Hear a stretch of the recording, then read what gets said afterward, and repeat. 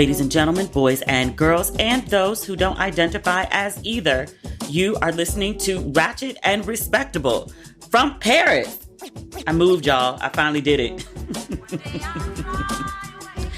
Do you remember a couple years ago when I was still living in LA and I was doing the Ratchet and Respectable merchandising for my apartment, and I had boxes and t-shirts and sweatshirts like everywhere, and I was like, I feel like I'm living in a storage locker, and I was like, I need to move. And remember, I moved into a new place in the same building, and then I moved back like 2 weeks later because I hated the apartment. And I thought I was so crazy because I was like, who moves and then moves back? And then I was thinking about how like I'd moved from DC and then I moved to LA. And I was like, this is not who I am. Like, I am a stable person. I lived in Brooklyn for 17 years total. I stayed in the first place for 2 years and the second place for 15 years. Like, I love that everyone would come to my house and would know which drawer to open to like get the silverware, or they would know where to grab the ketchup from because I was the stable friend. And now my ass moves every 3 months, maximum 6 months. Gone is the longest time I've ever actually lived in one place.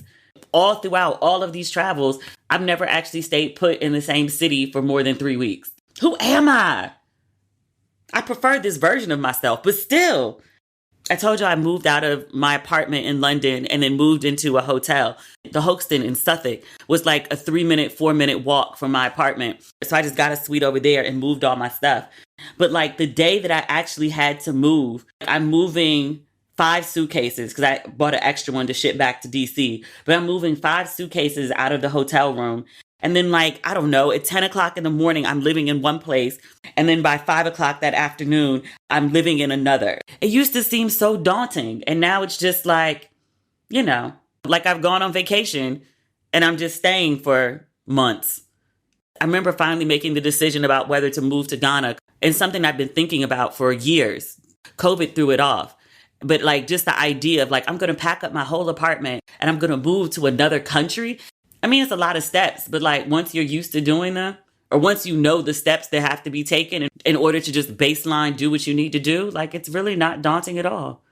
It's not like brain surgery or some shit, which I imagine to like people who have been trained how to do brain surgery. Like, you know, your first brain's really difficult, but you're like, I don't know, 10th?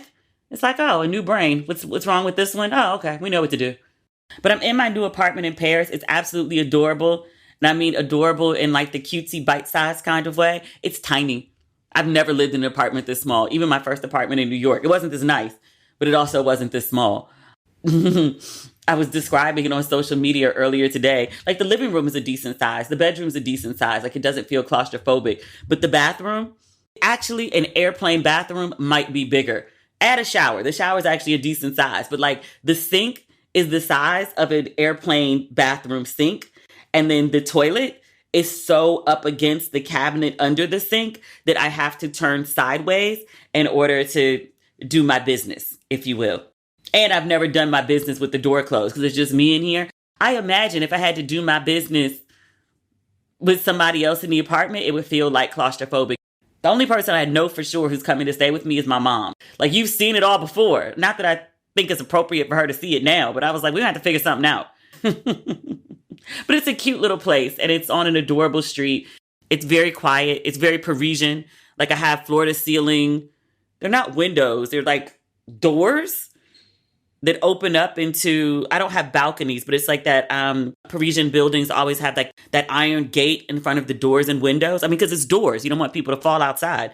They have that as opposed to screens. I don't think I have air conditioning, but that's okay because the high is like 71, 72. But it's very cute. It's much better than that apartment in London. All the space in the world, none of the furniture. I'm going to let it go someday. I will. I'm still mad about the owner accusing me of trying to steal an extra night in his horrible ass apartment. But it's really cute. It's got a little courtyard situation. Quiet. Did I say it was quiet? I took a walk last night to find a grocery store. I really wanted champagne to celebrate my move in Paris. So I was walking to one grocery store. I found it on Google Maps and then stumbled into another one. And I was like, oh, well, since we're here, in really bad French, I was able to order champagne. I was so proud of myself. My apartment looks an absolute mess right now. I have my gigantic suitcases spread all over the place, clothes everywhere, electronics everywhere. I haven't figured out where I'm going to put everything. because it's got to be super organized because of the space limitations. But, we're going to make it happen. And then I stayed up last night. I should have been pre-prepping for this podcast, but I was really tired after the move. But I stayed up and planned out all of my must-dos for Paris, just because like at the end of London, I was trying to pack in so much stuff because I was like, oh, you didn't do this, you got to do this. I was trying to do so much. And I was like, let me spread it out this time. Because even while I'm here in France, and I think I'm only here for 7 weeks, this isn't a full 3 months, but I want to do like as much as humanly possible. That last week in London where I was doing something big like every day, I was really enjoying the city. So I want to keep the momentum of that while I'm here in Paris. I'm really happy to be here. Living in Paris has been on my bucket list for a while.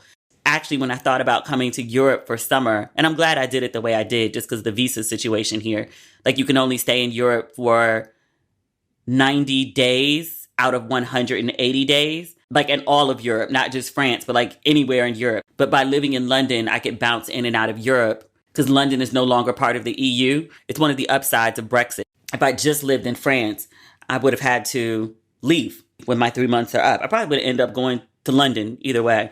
But when I first started thinking about doing a European summer, my first thought was to come to Paris. And I was scared because I don't speak French very well. Like I know how to be polite and I know basic stuff like man, woman, child, dog, cat. I don't know how to count. I know toi, but I don't know nothing else. I was like, moving to a country where you don't speak the language, it's crazy. But then I was bopping around Europe all summer and didn't speak Viennese, didn't speak Hungarian, don't speak Dutch, don't speak Portuguese, and I was fine. So hopefully I could exist in Paris without too much strife. We about to find out. I did have a good goodbye for London. I told you the last couple episodes how I had a list of things that I wanted to do before I leave, and I was trying to hastily cross them off the list. On Saturday, I went on a tour of Stonehenge, Oxford, and Windsor Palace. All three of those have been on my list. They're all out in the same area. I usually don't do organized tours. I like to do stuff on my own time and be very leisurely. But just because I was running out of time, I signed up for a tour that would take me to all three. And it was good. It was very rushed. And I think I would have enjoyed it better, not because of the tour, but because of the rain. We got to Oxford and it was just drizzling. And maybe 15 minutes into our tour, it was pouring down rain. I was properly dressed for the cold and then also the rain, but it was just pouring so bad that it was just kind of a miserable experience. I got a couple good pictures, but I would have loved to have more time to just take a leisurely stroll around Oxford and really take in the sights. I did as much as I could in the rain, but it just wasn't pleasant. And then Windsor Palace, you just have to get to the palace, which wasn't so bad. But once I was inside, I just went to see the state apartments. There's more to see at the palace. Like there's a church on the grounds and there's also like the Queen's dollhouse. I didn't get a chance to see because the line was so long, but I did like zoom through the state apartments. You're not allowed to take pictures, but I would have liked to take it in a little more.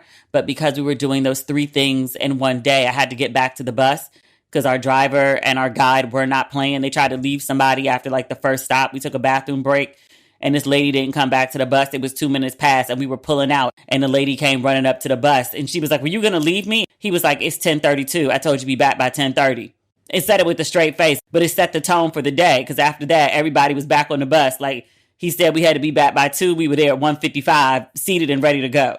And then we went to Stonehenge. There was actually a break in the weather, which thank God I was able to get really good shots and really just enjoy the scenery and look at the English countryside. Everything was very like Technicolor, bright because it just finished raining. But as soon as we got back on the bus to head back to London, it started raining again. So I was thankful for the reprieve. At least I got to see one site and be mostly uninterrupted. Stonehenge is just beautiful. I wrote on my social media pages how I had been to Stonehenge the second time I came to London when I was babysitting the teenagers from Long Island. We went out to Stonehenge and we actually like got to go into the circle and experience the energy field that's there. Now Stonehenge is blocked off. A couple people told me that you can pay for an extra tour and they'll let you go into the circle. Or if it's the summer solstice or the winter solstice, they'll let you go inside. But it used to be like if you bought a ticket, you could just go. And now it's restricted. I read that people had been trying to deface idiots. People had been trying to deface the stones. Somebody had tagged them with graffiti. And then also, as many signs as people put up saying, don't touch, don't touch, don't touch, don't touch, in all the different museums, there's always a certain type of person, usually unmelanated, that just likes to touch everything. The oil from human hands, like people just see it as like, oh, I'm just going to give it a touch and I won't damage it. Like it's okay for me. But it's like you and 1,000 other people that very same day want to touch the same shit in the same spot. The oil from our hands is so fucking damaging. And then also a lot of the stuff like Stonehenge is, I want to say 2000 BC to like 4,000 years old. It's just old. And then humans doing their human shit just isn't helping the matter. So if there's something that you're really interested in, go do it before your fellow humans or time. It's not just humans, but also time. Talking about old stuff you're just not available to anymore for whatever reason. But I did that on Saturday. And then Sunday, I went to my favorite restaurant in Brixton. And one of my friends was in town from Ghana. And every time we get together, we do these like marathon brunches. And Sunday was no exception. We sat down for 5.5 hours, just talking as women do. It's this little Jamaican restaurant in Brixton Village. Really amazing rum punch. That's how I started going there. And I got too tipsy and I was like, okay, I need to eat something. I need some carbs. And then ate and was like, this food is amazing. And then kept going back. Every time I get homesick, I would go there. Ella's Seafood, really good. I think if I moved back to London, I would probably try to live in Brixton. I got a place on the South Bank intentionally so I would be closer to South London. But I think if I were to do it again, I would just actually go live in South London. Because whenever I needed to like feel at home, that's where I went to hang out. This show is sponsored by BetterHelp. There have been so many times in my life that I felt uncertain about where I'm going. Right now is one of them. Sometimes in life, we're faced with tough choices, and the path forward isn't always clear. I know I'm not the only person who feels this way. Whether you're dealing with decisions around career, relationships, or anything else, therapy helps you stay connected to what you really want while you navigate life, so you can move forward with confidence and excitement. I am a huge advocate for therapy. I think everyone should get some, including myself, but also for the people who think they don't need it. If you've never been to a therapist, my friend, or it's been years since you've gone, it's time to go. If you're thinking of starting therapy, give BetterHelp a try. It's entirely online, designed to be convenient, flexible, and suited to your schedule. Just fill out a brief questionnaire to get matched with a licensed therapist and switch therapists anytime for no additional charge. I love how accessible BetterHelp makes it for everyone to get professional help. Let therapy be your map with BetterHelp. Visit betterhelp.com/ratchet today to get 10% off your first month. That's BetterHelp, HELP.com/ratchet. Do you have a summer anthem? How does this one sound? Summertime and building credit's easy. That's the song you could be singing all summer long with the secured Chime Credit Builder Visa credit card, a better way to build credit. As in, you can build your credit score safely with everyday purchases and on-time payments. Plus, there's no annual fee, interest, or credit check to get started. I love the Chime Credit Builder Visa credit card. There's no annual fees, interest, or credit check to apply. And you can use it everywhere Visa credit cards are accepted. Even better, you can build credit using your own money. Start building your credit up. Open a Chime checking account with at least a $200 qualifying direct deposit to get started. Get started at chime.com/ratchet. That's chime.com/ratchet. The Chime Credit Builder Visa credit card is issued by Stride Bank North America, member FDIC. Chime checking account and $200 qualifying direct deposit required to apply. Out-of-network ATM withdrawal fees may apply. On-time payment history may have a positive impact on your credit score. Late payment may negatively impact your credit score. Results may vary. I know that none of you watch porn, but just in case you might have friends that do, you'll want to pay attention to this. With everything going on in the world, governments have increased their surveillance. They're using your devices to track your location, movement, and in many countries, your internet activity. You don't want to be literally caught with your pants down. And one of the best ways to keep your online browsing activity private is by using ExpressVPN. When you use ExpressVPN, your internet connection is rerouted through a secure encrypted server so you can surf the web anonymously without anyone looking over your shoulder. Look, I know you probably think all you have to do is use incognito mode and no one can see your preferences on Pornhub. But you're wrong. Even when you use incognito mode, your internet service provider like Verizon or AT&T can see every single website you visit. And if you live on campus or use a shared Wi-Fi, your network admin can too. To be honest, that's kind of scary. That's why I use ExpressVPN whenever I go online. And I recommend all of you do the same. Without ExpressVPN, you're giving people a free license to peek over your shoulder and see all the freaky shit you're looking at. So, protect your privacy today and get 3 months of ExpressVPN for free. Visit expressvpn.com/ratchet. That's expressvpn.com/ratchet for 3 months free with a 1-year package. Visit expressvpn.com/ratchet to learn more. We have good Black news this week. Cousin Ciara and Cousin Russell, they are expecting another baby. They are raising 3 children. They look like they're very sexually active, so I'm not really surprised. I'm very happy for them and their expanding family. They make really cute kids. And by all accounts, Russell is a great father. Ciara's a good mother. I mean, what they tell folks, be fruitful and multiply. They like having babies. They should have a bunch of them. I mean, they got 4 now. Also in good Black news, there's a video circulating of one of our favorite couples, Cousin Nelly and Cousin Ashanti. They be so damn happy. There's this video circulating. They're singing some Usher song. I can't remember what song it is. But they're like touching heads. All parts of their body must touch. Like they're all up on each other. And then Ashanti's head is leaned into Nelly. And Nelly is leaned into hers. And Nelly is singing all off key. Smiling ocean wide. You can see all of his molars and his good and expensive dental work. He paid good money for that mouth. Well spent. Ashanti, same thing. Smiling. All of her molars showing. Just happy. Just happy. I'm happy for them. I remember when Nelly crossed the stage and I was like, look, whatever may come of it, I want Ashanti to be happy. Ashanti deserves happiness. It seems like Nelly is making her happy these days. That's all I want. I hope they recognize that what they got, the joy that they have, the smiling with all their molars, everyone doesn't inspire that. Everyone doesn't get to experience that. You find somebody that makes you smile with all of your molars showing, you hold on to that. That's precious. You think you might find it somewhere else. It's possible. It could happen twice in a lifetime. You find somebody that makes you smile with all of your molars out, you hang on to that. And that's for Nelly and for Ashanti. Y'all see how happy y'all are together. Let's make it work this time. I'm not saying y'all got to get married. I'm not saying y'all got to reproduce. Just everybody recognize the very rare and exquisite thing that you are experiencing it and treat it as something to be cherished because it is. That's what I'm saying. May they continue to have joy. If you haven't experienced a love like that, it's a very beautiful thing. It really is. I hope to find it a second time.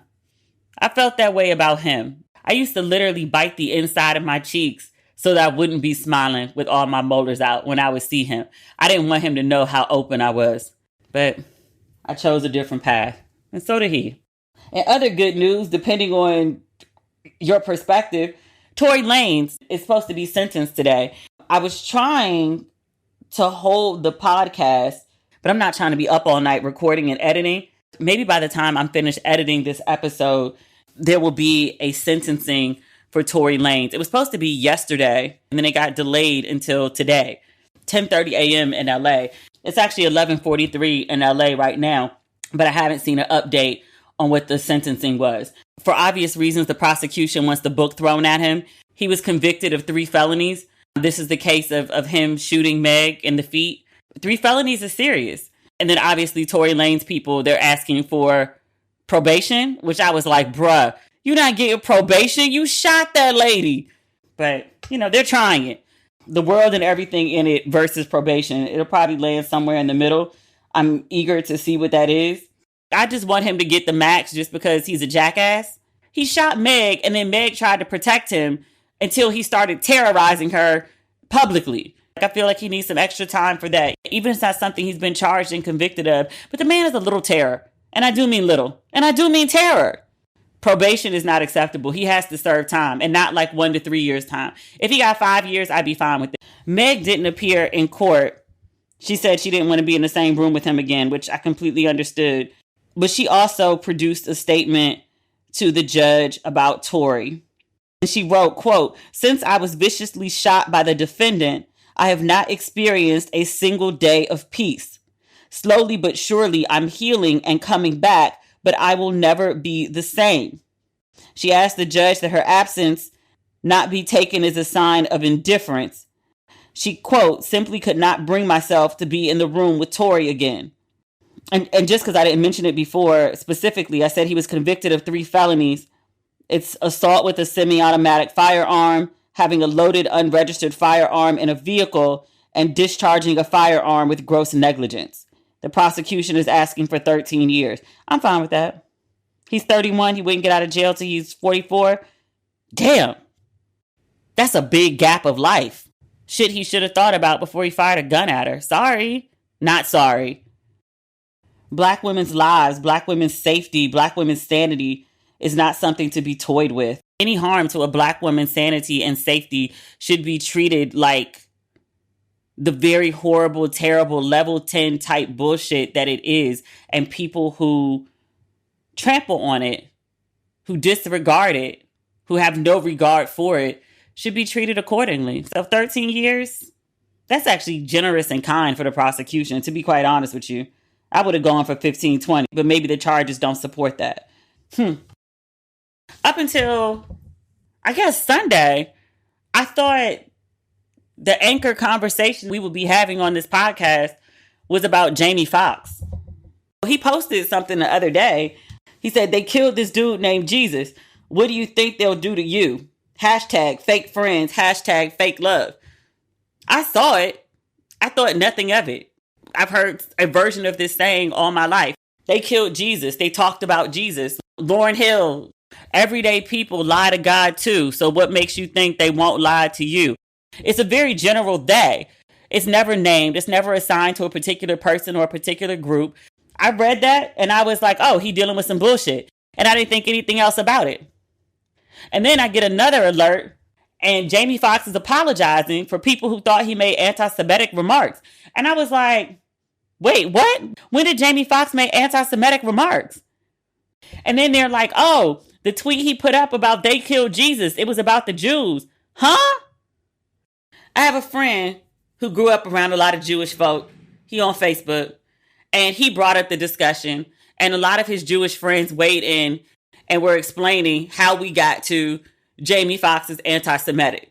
Because I think me and most Black people were confused about how we even got here. We were like, they killed Jesus has nothing to do with Jews. Like, how did they even get in this conversation? If you hard press a Black person who grew up on they killed Jesus, they talked about Jesus, they lie to God too, so what makes you think they won't lie to you? If you really press on what they meant, you might get Romans, you might get sinners, you might get Judas. But you got to go through like a good 100,000 Black people before somebody's like, the Jews. You'd have to get into like 5%er or fringe Nation of Islam. I don't even think that's middle of the road Nation of Islam. Like NOI got some interesting beliefs about white people. Farrakhan specifically has said some things about Jewish folk. I don't know if that's the overall thinking of NOI or if Farrakhan goes far sometimes. The core tenet of NOI is like white people were made in a lab. I don't know if they're specifically singling out Jews for that. That said, you'd be hard pressed to find a Black person who hears the phrase, they killed Jesus and thinks they're talking about Jews. Okay. I'm on my friend's page and his Jewish friends are weighing in and they're saying, well, yeah, who else would the they be? Because they're always saying, it, and I don't know who they is in that situation, are always saying Jews killed Jesus. And I was like, who says that? Who? Like, who says that? I'm not saying you haven't heard it. I'm not saying it hasn't been said. I'm saying who says that? It's not Black people. And Jamie Foxx is Black. Who says that? And they were like, well, people say it all the time. It's one of the excuses people use for treating Jewish people badly, is saying that Jewish people killed Christ. And I was like, okay, I believe that this is said. I'm not denying your experience, that you've heard this before. This is not something that I'm familiar with. And this is not something that's within Black culture. They were like, but Jamie Foxx said it and that's what he meant. And I'm like, Jamie Foxx wasn't thinking about no Jews when he said that. Jamie Foxx is from some small itty bitty town in Texas and was raised with a jury curl. I think he was raised by his grandmother, and I think he played the piano in church. I'm telling you, Jamie Foxx did not grow up with the idea that Jews killed Jesus. Now, sometimes in Black churches, remember Reverend Wright from Chicago? He said, "Goddamn America," and people were all upset. Now, sometimes in the Black church, you will find some rhetoric that is really fired up against white folks, but we're not singling out like Jewish folks. We talking about white in general. Black people don't really separate white folks from Jewish folks. It's just all white together. Here's the thing, right? As I'm having this conversation on my friend's page and I'm trying to explain, so I feel you and I hear you and I understand what your experience of where you're coming from. But can you also understand that Jamie Foxx is not in the they that you're now using? They say it all the time and they use it as an excuse to persecute Jews, saying that we killed Christ.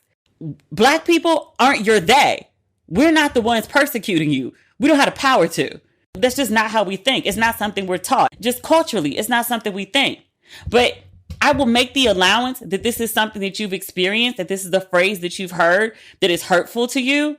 But in the same way that I can acknowledge this is something that is hurtful to your community, can you also understand that my community doesn't know what the fuck you're talking about? To accuse Jamie Foxx, a Black person who is completely clueless about your experience, for you to label him anti-Semitic just isn't accurate. And then furthermore, the idea that he should apologize, which I understood why he did. You could say nigga every day. If you say something even remotely kind of terrible about Jewish folk, you get canceled. And I'm not saying some people don't deserve to be. Like Kyrie Irving, he's an idiot. Kanye West, he's an idiot. He deserved that shit. But like, Jamie Foxx doesn't have a history of saying anti-Semitic shit. He actually doesn't have a history of saying controversial shit. Jamie Foxx is pretty mild, all things considered. Like, I was really trying to like run through my mind of like a Jamie Foxx scandal, and I honestly can't think of one. I was like, why can't y'all give him the benefit of the doubt? That's not my point. My point is, if something happens in your community and something different happens in my community, why is it that you think that your community trumps? Like, why?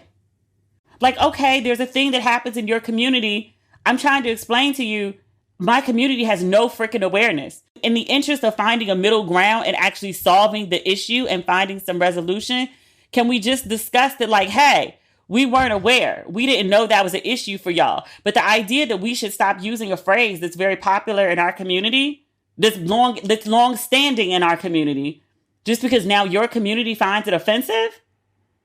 Why? You're not more important. And at the same time, you're not less important. We're all equals in this bitch. But the idea that because you think it's wrong, then suddenly it's wrong, it's not. Also, it's important to think about the context of what he wrote. It was they killed Jesus, and then it was hashtag fake friends. And when Jamie Foxx apologized and said he wasn't anti-Semitic, basically he loves everyone, like he did the whole kumbaya remark. And he said the reason he posted is because someone in his circle betrayed him. And like they killed Jesus and hashtag fake friends completely lines up with the idea of like, is someone betraying you? I.e. Judas or et tu, Brute, Julius Caesar, Jesus Christ, Julius Caesar. JC is always an allegory for Jesus Christ. That's some real English major nerd shit. Still, I've heard the phrase all my life. I never really thought about who the they was. If hard pressed, again, it would be Judas selling out Jesus for, was it a bag of silver or a bag of gold? It better have been a bag of gold. I know you ain't sell out Jesus for some silver. And then Jennifer Aniston, she liked the post. And then when people called her out for liking the post, she said she did not like Jamie Foxx's post, quote, on purpose or by accident. So why did you like it? I don't understand. You didn't like it on purpose. Okay. But you also didn't like it on accident. So how did you get to liking it, girl? She said Jamie Foxx's post, the one that she liked, not on purpose and not on accident, She said, it really makes me sick. This is the full quote. She said, more importantly, I want to be clear to my friends and anyone hurt by this showing up in their feeds. I do not support any form of anti-Semitism, and I truly don't tolerate hate of any kind, period. Man, what the fuck are you talking about? He didn't say anything.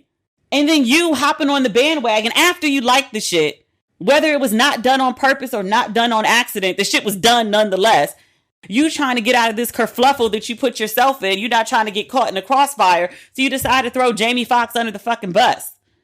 You could have just sat down and ate your food from the get-go. You didn't have to like something on purpose or on accident. You didn't have to even be following the man. You wanted to jump in some shit that you didn't understand, as opposed to you just sitting still and eating your food. You had to add fuel to the fire and send more people after this man. Girl, I actually like Jennifer Aniston. I don't anymore. It's not going to be a popular thing to say. I apologize to the white folks who listen to my podcast.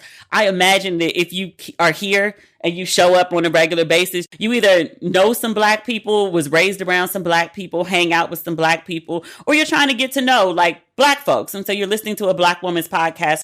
I feel you. But this type of shit with Jennifer Aniston is why black women are often very tepid and very skeptical of white women. Because you kind of know when some shit hits the fan, you expect them to act like Jennifer Aniston. I can't believe she did that shit. I was like, I thought you were like a good white girl. Apparently not. We need to talk about the Battle of Montgomery. Some people call it the fade in the water. People kept emailing me or texting me, DMing me, and was like, I can't wait for Tuesday's podcast because I know you're going to talk about it. I don't really know what y'all want me to say. The internet has done its job. It has been a glorious and marvelous 72 hours on the internet. I have been tickled. I watched the video of the man trying to do his job, the black man trying to do his job. I was just scrolling on Van's page, Van Lathan. He's a fun follow. He's been talking about the aftermath of the video and a few details that didn't come out. This whole thing started because a riverboat full of black folks came back to the dock, and there was a private boat in the space that the riverboat was supposed to dock. Black man, the one that you see on video, I think white shirt, black pants, black cap, goes to the boat, is looking for the owners, nobody's there, and he sort of like pushes the boat forward, trying to make room for the riverboat to be able to dock. Now I'm reading this on Van's page. It says the captain of the riverboat remained away from the dock, and this riverboat, I've seen countless videos from different angles like everybody else. It was a huge riverboat packed with black folk. It was hella people on the boat. I would say easily 200, and that's a very generous underestimation. But this boat couldn't dock for 40 to 45 minutes from what I've been reading because of the private boat that was in the way. So a man that works for the dock or either the boat in his official capacity, on duty, working man, goes and tries to resolve the issue with this boat. The owners of the boat are some white boys. They see this black guy in his work uniform poking around the boat, and then they come over. On the video, the black man working and maybe 2 or 3 white guys go back and forth for an extended amount of time. The white guys keep going back and forth with the black man. You can see by the black man's body language that the situation is escalating because he starts doing the black people hand clap. Like he's tired of this shit. He's emphasizing every word with the hand clap. Okay. He's going back and forth with one of the guys, and this white guy just starts fighting him. He throws his hat in the air like Bobby Shmurda. It's like a universal whoo, which I didn't realize at the time. I just saw the hat go up. I saw them start brawling. The black man is fighting 2 white people at a time. Some white boy, I think he has on red shorts, runs from off camera, and he jumps on the black guy and takes him down. And now it's like 4 or 5 white guys jumping this black man who's on duty at work just trying to do his goddamn job. I first saw the video because several people sent it to me. I didn't watch it the first few times I saw it. I just saw the screenshot of like the cover of the video. And I'm like, whatever this is, I'm not watching this. I'm not trying to see a bunch of men brawling. I finally watched the video. I see this black guy get jumped. And I was like, damn. The same way I feel when I see like police brutality videos, which I also really try hard not to watch. I've repeatedly asked people not to send them to me. They do anyway, which stop. I don't want to see this shit. But I'm watching the video of this black man getting jumped. And I was like, I'm so sick of white folks and this bullshit. Like this racism, it just never ends. The man's just trying to do his job. And then I see this black guy go running. The white men are jumping the black guy at like right on the dock. And then there's like this elevated area, kind of like, I don't know the right word, the walkway that leads down to the docks. So I see this guy go running by. It's a black guy. He comes running from one side of the screen. He goes off screen. He's gone for a second, and then 2 seconds, and then 3 seconds, and then he appears on screen again. Like he's running down to the docks to help the black guy that's getting jumped. Like he just showed up and started brawling. Like Fitz started throwing. So now it's like 2 on 4, 5, 6, whatever. Then in the corner of the screen, I didn't know at the time it was a child, somebody is swimming. I've seen the video of the opposite angle and information has come out about the person doing it. It's a 16-year-old boy. He's in high school. He was on the boat that's been sitting out there for 45 minutes trying to wait to dock because this private boat won't move. He works for the company. I think he had crew on the back of his shirt. He jumps off the boat. I saw the video. He's on the boat. He dives into the water like Michael Phelps style and starts swimming. Just swimming, just going. Gets to the dock, pulls himself up, and then body slams some dude. Black people came out of nowhere. They came by land. They came by sea. They came to this black man's rescue. It was a beautiful thing to watch. In general, I don't like fight videos. I don't like violence. I don't condone violence. I was so proud of those black men that day and black women. Some white women jumped into that fight too, and some black women showed up to brawl on them too. Everybody caught them hands. I don't even know where all those people came from. I saw some people skipping down the dock, ready, excited to fight, excited to lay hands. I saw somebody, that man gotta be somebody's granddaddy. He definitely grown with grown children. He might have like teenage grandchildren too. He picked up that chair, and he bashed that white lady right over the head with that shit. He didn't even swing on her. He just bashed her. Then the cops pulled him off. He was swinging that thing. I told you, I don't really like videos with a whole lot of violence. I've watched that video like 10 times, like the original one. And then I've watched different angles of the video. I'd like to shout out to everyone who recorded that day. Professional cell phone recorders. Because sometimes people be fucking up the angles. The fight be over here on the right and they be looking at the water like you're actually looking at it, but you forgot to move the screen to look at the action. Things are just moving all over the place. It's jumpy. It's not steady. Everyone who recorded video of this was on point. One lady, she's the main video that's been circulating, gave us excellent commentary. In case you didn't catch everything that was going on, she gave you a play-by-play. Boom, cow, ow. Very Batman. She went very Batman. I know there's going to be consequences for this. This is what I'm reading on Van's page, and he pulled it from Phil Lewis, who is a senior editor at the Huffington Post. So we're talking about journalists quoting journalists. That's the only reason I feel comfortable reading this, because it's not a news story. It's just a list of items that somebody wrote in their notes. According to what Van wrote, it says 13 people were detained, but were ultimately released. Good to know. Richard Roberts, he's one of the white guys, one of the attackers. There's a warrant for third-degree assault. Alan Todd, white male, 1 warrant pending. Zachary Shipman, 25, white male, 1 warrant pending. Van notes that these are all misdemeanor charges and that all of the warrants are for the owners of the private boat, not for the black folks. One of the white guys is in custody. 2 are set to turn themselves in. The man wielding the folding chair, I thought I saw police take him down and were trying to arrest him. I'm positive I saw that. It's on video from different angles. They said that he's being asked to contact the police department. I'm not saying he's wrong for what he did. I'm not saying he's wrong. I'm saying you hit a woman over the head with a folding chair. There's probably going to be consequences and repercussions for that, sir. I'm just saying, if there's a reputable GoFundMe, I got 5 on it. You hit the woman over the head. I mean, she deserved it. She brought her ass into the middle of a brawl. You got the heart to bring yourself into the brawl. You got the heart to get hit. And then Van notes that the investigation is ongoing and more charges to come. Which sounds about right. I read that the teenager, the boy who swam in the water, again, still in high school. I think he's going into his senior year. People want to donate to him. People were like, can a college scholarship, a passport? They were like, what does he need for school? Does he have all the supplies? What does he need for college? Is that taken care of? How can we support him the way he supported the black man on the docks? His family said they good. They don't need any money. They don't want any money. They're very proud of him. They're good. I haven't seen anything else with reputable GoFundMes. But if it's true that the guy lost his job, I hope folks take care of him, because nobody deserves that. The man was trying to do his job. Like, he was beyond patient in trying to get those white boys to move their boat. And they, for whatever reason, wouldn't. You should never be attacked for just trying to do your damn job. I know black folks have watched this and we've kikied and we've laughed all over the internet. But I think the core of that is black folks is sick of this shit. Too many generations of black folks done dealt with this bullshit. Clearly, that 16 and something crowd is like, we not doing it. We gonna nip this shit in the bud right now. We not doing it. God bless them. Black people watch this video, feel a swell of pride in their chests. It's cathartic to watch these black folks fight back. Contrary to popular belief, we actually are our ancestors. People be like, we are not our ancestors. Yeah, we are. Because our ancestors include Nat Turner and Harriet Tubman and a whole bunch of other unnamed people who set some shit off. They might have been killed and the stories might have been buried. They might have had their heads cut off and put on stakes. Shit that actually happened, because there's a memorial to it in Edgar, Louisiana. I don't know why I know random factoids like this. Actually, I know because I go visit plantations.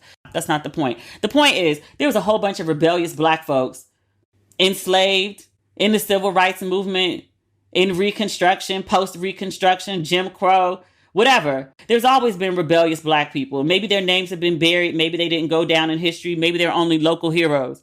And the folks that ran to the dock that day, they are standing in the tradition of their ancestors. Especially Montgomery, Alabama. Those are different kind of black people down there. That's like the home of the bus boycott. Like, you know what? We just gonna walk. Fuck you white people and your buses. For a year. I could be like, okay, we're gonna walk this week. I could not take the bus for a week. You want me to walk miles every day to work and back after I've done back-breaking work, washing some white woman's clothes, looking after her badass kids and cleaning her house, and then you want me to walk home afterward for a year? I don't know if I make it. God bless the ancestors. Montgomery is different. God bless them. They done gave us 2 good rebellions. They gave us the bus, and now they gave us this brawl.